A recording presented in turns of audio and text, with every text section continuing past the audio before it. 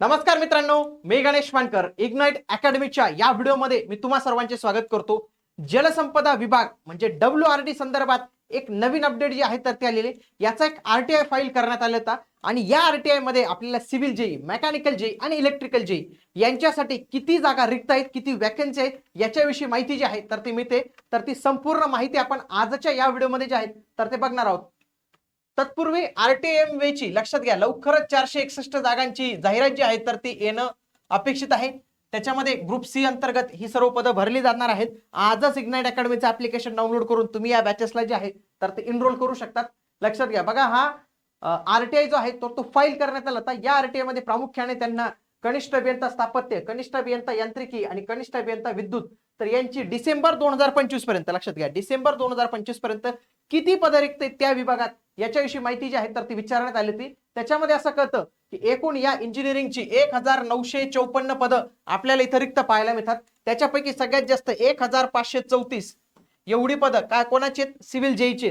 Mechanical वाल्यांची 278 एवढी पदं रिक्त आहेत. पण लक्षात घ्या, आपल्या RTI ची मागणी पत्र गेलेले 461 म्हणजे 461 ही मेकॅनिकलला एक चांगली संधी आहे. सोबत इलेक्ट्रिकलची 142 पदं आपल्याला इथं रिक्त पाहायला मिळतात. म्हणजे सिव्हिलची थोडी जास्त पदं इथं रिक्त पाहायला मिळतात. म्हणजे जवळपास जर पाहिलं सिव्हिलच्या उमेदवारांना इथं 78% जास्त वॅकन्सीज आहे.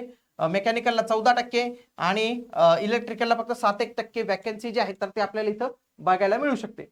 लक्षात घ्या, त्यांनी हे पण सांगितलेले की भरती कधी होणार आहे. RTI मध्ये काय सांगितलेलं आहे की सुधारित सेवा प्रवेश नियम अंतिम झाल्यावर भरती प्रक्रिया राबवण्याचे नियोजित आहे. म्हणजे जाहिरात येणार आहे, परंतु त्याच्यासाठी सुधारित सेवा प्रवेश नियम करावा लागणार आहे. सेवा प्रवेश नियम जाहीर झालाच त्याच्यानंतर रोस्टर सिस्टीम करावी लागते, म्हणजे बिंदू नामावली करावी लागते आणि मान्यता घेतल्यावर वित्त विभाग वगैरेची मान्यता घेतल्यावर लवकरच त्यांची जाहिरात जी आहे तर ती येऊ शकते. आता ही जाहिरात TCS कडून येणार आहे, IBPS कडून येणार आहे, MPSC कडून येणार आहे. याबाबत त्यांनी कुठेही अधिकृत माहिती दिलेली नाही.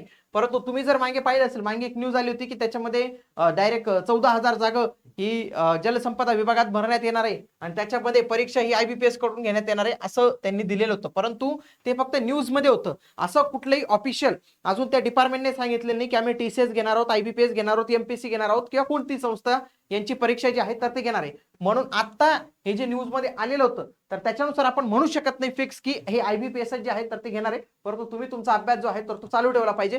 बघा ही बातमी आली होती, लोकसत्ताची बातमी होती, 14,000 पदांवर आणि IBPS घेणार परीक्षा अशा संदर्भातली बातमी होती. परंतु अजून अधिकृत नाही आहे.